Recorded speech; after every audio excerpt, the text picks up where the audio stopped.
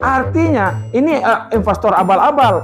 Harusnya investor itu kalau betul berniat baik, dia cukup mendudukkan tentang kedudukan tanah, luasnya dan kepemilikan, maka uang yang mereka bawa, bukan kemudian HGB dan HGU itu yang kemudian mereka jaminkan sebagai jaminan hutang di perbankan. Ini salah lagi. Assalamualaikum warahmatullahi wabarakatuh. Yuk, kok ribut-ribut kemudian seakan-akan sertifikasi tanah ulayat, terutama tanah ulayat nagari, seakan-akan sebuah keharusan dengan alasan kamu nanti akan ada kepastian hukum, kemudian kemudahan investasi. Yang harus diingat adalah di PP 18 2021, kemudian di Permen 14 2024, Kementerian ATR jelas salah satu di narasinya di sana kan, di atas hak pengelolaan lahan atas tanah ulayat dapat ditimbulkan hak guna bangunan, hak guna usaha, dan hak pakai terhadap tanah.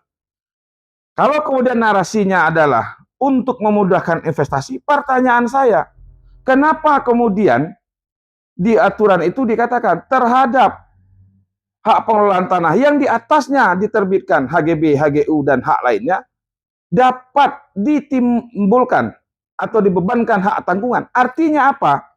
Kalau kemudian betullah orang mau berinvestasi di Sumatera Barat, kenapa harus, kalau bicara kepastian hukum, maka cukup menurut saya register atau pendataan tanah dalam bentuk data fisik dan data yuridis. Atau yang kemudian kami kenal dengan istilah dalam masyarakat registrasi atau peta bidang. Artinya sudah jelas, secara pertanahan sudah ada datanya dan kepemilikannya jelas. Kenapa kemudian di aturan itu bicara hak pengelolaan tanah, di atasnya dapat dikeluarkan juga atau diterbitkan HGU dan HGB, yang kemudian dapat dibebankan sebagai hak tanggungan. Artinya kalau hak tanggungan dapat dibebankan hutang. Artinya apa? Investor akan di atas hak HGU dan HGB itu atau hak atas pengelolaan tanah, mereka akan mungkin akan menjaminkan ke pihak perbankan untuk investasi ini. Artinya ini investor abal-abal.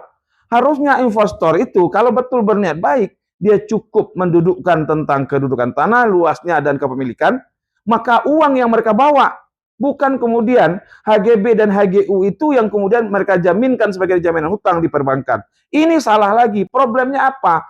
Ketika nanti kita sudah belajar masa lalu, tanah-tanah masyarakat yang dikerjasamakan, kemudian ditimbulkan HGU, kemudian perusahaan meminjam ke perbankan untuk usaha, kemudian macet, kemudian ada problem, ada banyak. Dan Muhammadiyah sekarang juga sedang menangani, ada 500 hektar. Pengurus wilayah Muhammadiyah yang sedang mencari titik temu. Ada investor dulu yang meminjam uang, kemudian 2 tahun dia tidak bayar.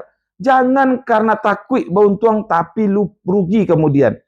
Kalau betul-betul investor itu serius, kalau betul-betul investor itu punya uang, kemudian mau berinvestasi, harusnya dia cukup kejelasan status terhadap tanah itu, dia kerjasamakan, dan dia bawa uang dari luar untuk berinvestasi di Sumatera Barat. Bukan tanah kita yang harus digadaikannya. Assalamualaikum warahmatullahi wabarakatuh.